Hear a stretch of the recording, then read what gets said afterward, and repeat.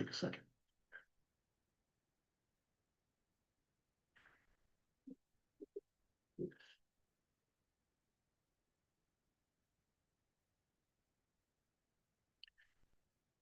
All righty, we are live. You're watching the Book Talk Show, our new book talk show, literally booktalkshow.com. We're streaming live on YouTube and on booktalkshow.com. We're a new show on the podcast channel. You can check that out at podcastchannel.com. So our guest today is author, expert, someone who's going to talk about her journey, is Jeanette Hurt. Hi, thank you for having me. And so, well, we have so much to talk about at the beginning. So anyway, very nice to have you join. So we want to talk about that we literally are in the arrival fun today while we're doing this, because we are literally live in the Wisconsin Book Festival and at Carroll University. Yes. First time here, because I used to be at WTC. Yep. Yeah. Which was another location that, because of budget cutbacks, Not there anymore. So so in my world, from what I heard about you, you are kind of talked about Wisconsin author. Yes. And I guess you're involved in the community because you are, I guess, concerned about the state of publishing, but also helping authors on Yes. the journey. Yeah. So we'll talk about that, which is kind of interesting because right now you have traditional publishing houses, you've got the small publishing houses, And then you can direct to consumer on Amazon and other. which is really incredible. Yep. Yeah, so we'll have lots to talk about here. So just talk about a little bit first about your history so people know who you are and the books that you've done. Yep. Things like that. Well, my background is I used to be a newspaper reporter and then I became a freelance writer. And I noticed that freelance writers who had books got more work than freelance writers who did not. Oh, that's interesting. So, and like many writers, I had always wanted to write a book. So I realized, and I also realized if I could write a 40,000 word book, an editor could trust me with a 400-word article. And so as a nonfiction writer who specializes in food and beverage and features, I started doing what you have to do for a nonfiction book, which is you have to write a book proposal.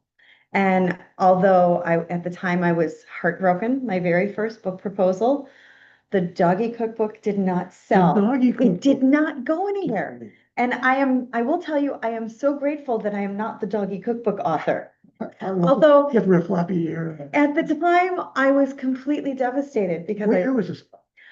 This was more than 20 years ago. It took me. You were ahead of your time. Yeah, I was. It probably would have really been a bestseller for you. It could have been, but no, it didn't sell. You had higher, more lofty. Come about, but to explain that process though, so you rejected it didn't sell, so you did get a book deal. Eventually, but I decided, okay, so that didn't sell, and I'd sent that proposal out several times. So I thought, well, okay, I'm going to write another. I'm just going to learn how to write a good book proposal. And at the same time, I remember I had met and gotten an agent at a book fest at a different book writing festival, and then I introduced my agent to a woman who was then at that time a friend who later became a frenemy because she stole articles of mine and sold them to the same editors that we both worked for. But she not realize not until a while, so that's why I call her a frenemy. But anyway, I introduced her to my agent and she got a book deal in a week. In a week, but so the book deal, we were talking about getting a book deal and you did these proposals. Were they to agents or was it to actually? They were, I sent them out both places. Okay. And I had rejections from lots of publishers and agents. At the same time? Yes. So, but I figured, and I remember, like I said, I got this woman a book deal. In a week, she had a book and I had nothing. And so to say that I was jealous would be an understatement, especially because then later on yes, so it was just, but you can't plagiarize ideas. So, but I talked to my other writer friends, and one thing I will say helped me keep me going was my good friend Damon Brown, who is a published author.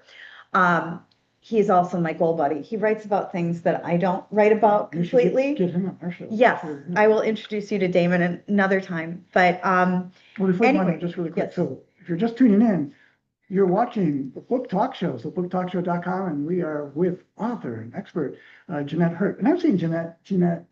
Yes. Correct? Okay, because we've talked and stuff, and I'm going, well, wait a minute, I'm introducing her live on the air. I want to make sure that I got that right.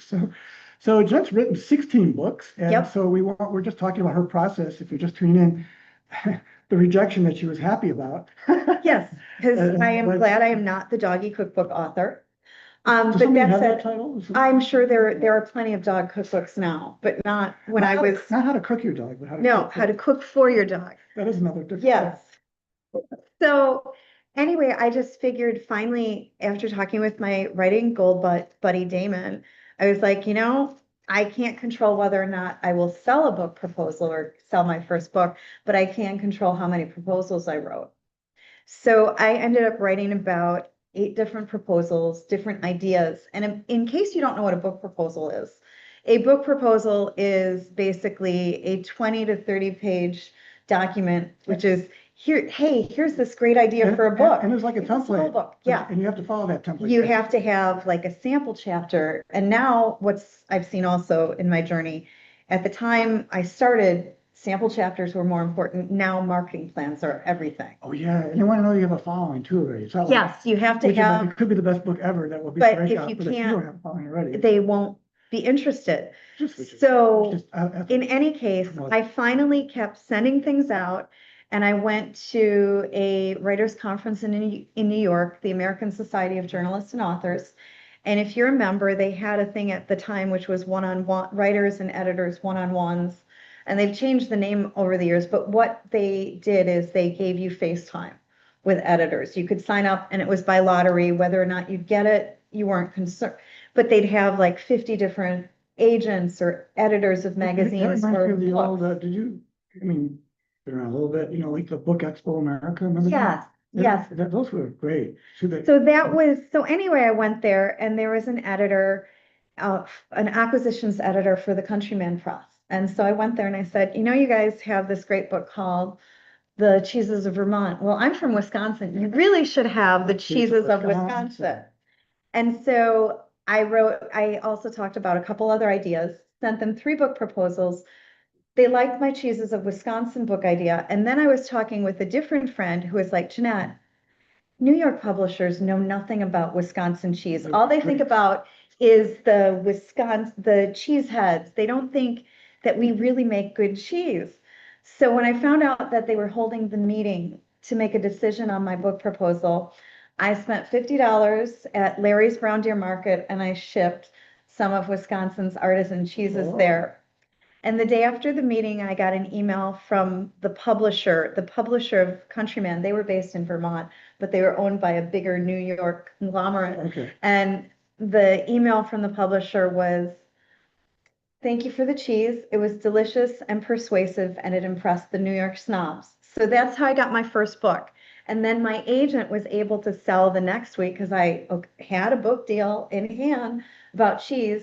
She sold The Complete Idiot's Guide to the Cheeses of the World for me. So those are my first 2 books. Okay, And the titles, just to share. The Cheeses of Wisconsin, A Culinary Travel Guide, and then The Complete Idiot's Guide to the Cheeses of the World.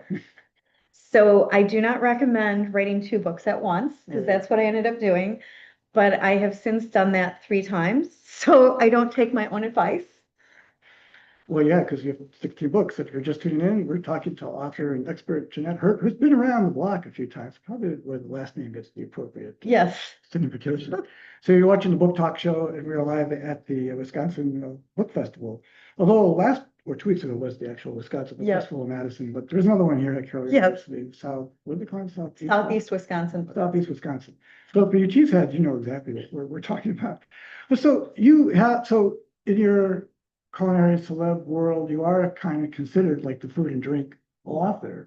I am. Yeah. I am one of them. So you had to graduate from Food to cheese. I did cheese, and then in my cheese books, because I also ended up, after writing The Cheeses of Wisconsin, the same publisher asked me to write The Cheeses of California, so I wrote that for Did them. you go out to California to do that? Did they set you up for that? They did not. I had arranged myself, but I spent a month in California researching Where that. were in like in Northern California? I drove all over. Okay. I had a friend who lived in LA, so I stayed in LA and drove out to the Central That had to be a Valley. great experience. It was really well worth it. but as I was working on that, then once you get into food, you get into food and wine pairing. And so That makes sense. my first book on beverages was The Complete Idiot's Guide to Wine and Food Pairing, which I wrote with a sommelier friend of mine, Jackie Stewart. And then from there, I ended up writing about Great Lakes Distillery in Milwaukee. But I wrote about a distillery and spirits for wine magazines. Okay. So- That's where So then, that's where the and real once I parent- started writing about spirits, I got into cocktails. Wait, up to this point though, you're still a journalist that's doing. I still am a freelance writer. Yeah. I'm still writing articles for magazines, newspapers, websites, clients. And it's kind of like every book I've done, it's kind of like I'm interested in something and I go down this rabbit hole. Yeah, And so what, like I said, I started writing about Guy Rehorst and Great Lakes Distillery, but for wine publications. But once you start writing about spirits, I wanted to learn how to make cocktails. So I spent 2 years working with two bartenders who shall remain anonymous on their book. okay. And at the very end, we couldn't come to an author's agreement because they didn't want to put my name on it. No, you can't, but you're already No. established. But they were like, it's their book, their ideas, they weren't going to I have. do run into those types. So at that point, I had spent 2 years working on this book proposal with them. I got paid nothing. And I walked away and I was like, and that was also at the time I had a 4-year-old son. And if you are a mom who's working from home, and it was one of my lowest earning years as a writer. So I had spent 2 years working on this book, got nothing. I had to walk away. And but then I thought, I spent 2 years working on it. So I came up with an idea that called the United Drinks of America, because I was thinking, we've got the brandy old fashioned here, there's the Manhattan, there's the Sazerac, there's all sorts of regional You don't have a drinks. copy, do you, Kevin? No, I don't. So anyway, it was this We'll book put the picture idea. later. It was this book idea. And my agent was shopping it around at a book expo, and she met an editor at Seal Press. And they said, well, could she do something about women in cocktails? Women in And I cocktails. said, that's even better. So that became Drink Like a Woman, which was my first cocktail book. And what I loved about it is, even though I'd worked on this other book for these two guys, which, mind you, again, will stay anonymous, they've never published their book. They already thought they Who's not had. the story? But I wrote that. And then I was at a book festival the year it came out. It was a writers' And conference what in year is this Chicago. about? This was, my son, it was probably about 8 years ago, 9 years ago. Okay, And just before COVID. yep, before COVID. And I was at this writers conference again, an American Society of Journalists and Authors conference, but it was a regional conference in Chicago. And I was one of the organizers for the one-on-ones with editors. See the And inside so- track. So, well, let me tell you, we had invited an editor from the University of Wisconsin Press, and I knew from signups, all these writers, only 2 or 3 people had signed up in the lottery for it.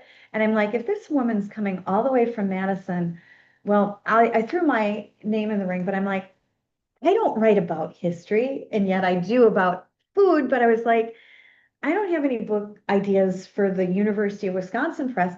But I met with her, and the week I met with her, my dog died. Oh, no. Not from your cooking. No, not for my cooking. And I just sat down with her, and my Drink Like a Woman had come out the previous year. So we were talking about that in my other books. And how was that doing, by the way? Drink Like a Yeah, Woman. that first year. That I've never earned any royalties from it. Okay. It's a beautiful book, and it has some fantastic history and cocktails in it. But that's another interesting thing. The day my book came out, the book publicist went on her honeymoon, so she did no publicity. That and was, it was- wasn't that some indication he'll be back, but I'm going on my anniversary of the day the book comes out. No, she Well, I'll be doing it on my. not. Oh my gosh, it was one of those things. So real quick though, so this is actually what we had talked about before going on the air, talked about her journey as an author. So you're really getting some insight for you writers out there and author wannabes. Look, It's not linear. 16 books later. So, it's a transformation process. Yeah. So when we talk about a bit of a struggle, you've turned something that, well, it's a mini empire at least, but you have a name and recognition that you are that go-to person. So that's interesting. So I want you to complete that journey, but let's reintroduce you and then maybe we'll give some advice to Sure. anyone who's looking at like, hey man, how do I navigate those waters so I don't do that? Well, I think the biggest thing is I think you have to be stubborn and persistent. And like I said, when I was starting out and I wanted to I just wanted to be an author. I wanted to have a book because as a freelancer, if I had a book, I could point to, well, they'd trust me with 200 words if I could write 20,000. So and the other thing I will say, if you're a nonfiction author, I have written more articles based on all my books sometimes than the book sales themselves. So the point is, you're writing articles or you're getting articles? I'm writing articles. So, for example, my cheese books, I have written and spoken at cheese festivals, and I have written I probably dozens upon dozens, probably thousands of words of articles on cheeses. I remember we're talking to you from Wisconsin. Yes, State. so So also that's a good niche to define if you're going to sort of so get paid to speak, and that would be really. but what was also interesting for me is well, that's interesting. What's going on? So my cheese books, they're still out there, but I've never earned royalties from them. Oh, interesting. But I still have done lots We're of recording that, just so you know. since That's the problem of being live on the air, if you're not being aware that there's something yeah, going they're on. just wandering in. I have a book that my report is called Mass Trend. It's been about the living mass trend stuff. Oh, wow. Yeah, hypnosis of society. Oh, interesting. Check that out. It's interesting as well. Oh, yeah. Academically documented sources for this. Yeah. Anyway, so ladies, we're just recording for a little bit. Okay, we're live streaming right now. Yeah. Just for a minute or two. Thank you. So anyway, we were talking to Jeanette Hurt at the booktalkshow.com. So Jeanette Hurt's journey is really quite incredible. And really, we ought to give you a website, which is simply the author's name, JeanetteHurt.com. Yes. And so you get, so are all your 16 books or some history there? There's some on my website, but you can also just Google my name and books and you'll find them. I've written 6 Idiots Guides. I've written a couple of books on dehydrating. Oh, I've yeah. written books. These are all topics to come back to. The unofficial Aldi cookbook. And like I said, I was meeting with this editor of the University of Wisconsin Press, and I was thinking, I don't have a book that would be something they'd be interested in, but we were talking about my Drink Like a Woman book, and then we started talking about brandy old fashions, and then the editor goes, oh yeah, but we have ice cream drinks, and our Bloody Marys are different. And by the end of my conversation, her colleague asked me to email an outline of a book Yeah. idea, which became Wisconsin Cocktails. Yeah. And that, I will say with that book, what was interesting is I decided it was obviously history based about why we drink the way we do. And going back to my first book proposal on cocktails, which never sold, the United Drinks of America. One thing I did learn is not every state has as interesting cocktails as Wisconsin does. Well, so they can order this book directly. Is there a link on your website or would that? Just go to Amazon. Okay. Is what I would recommend. And The whiskey sour, and then the unofficial Aldi cookbook is another one of my the big unofficial books. Aldi cook. And I got that one again. I went to a writers conference and met with an editor at Ulysses Press. They were looking for someone to write about cauliflower, and I had just published an article about cooking cauliflower. So I did the cauliflower comfort food cookbook. And then after that, they were looking for ideas. And I noticed that they had a Trader Joe's cookbook. And I was like, well, I shop at Aldi. Yeah. Why don't you really should have an Aldi cookbook? And so that's how that book came. So those are other ideas too, as I was thinking like, well, how do you conserve a niche where there's an opportunity? Of course, has to fit your passion. And what I found, I mean, as a writer, I go down rabbit holes of what I'm interested in. We got to do it and follow a bit of it. So fascinating. Plus, there's going to be interest, maybe some comments afterwards from other authors that go, well, hey, what advice can you give me? And if there's something you want to say really quick. Well, the first thing I would say, one of the biggest things I've learned as a writer is you have to be persistent. You can't take rejection personally. And if you really believe in an idea, if you're doing a nonfiction book, write the book proposal, send it out.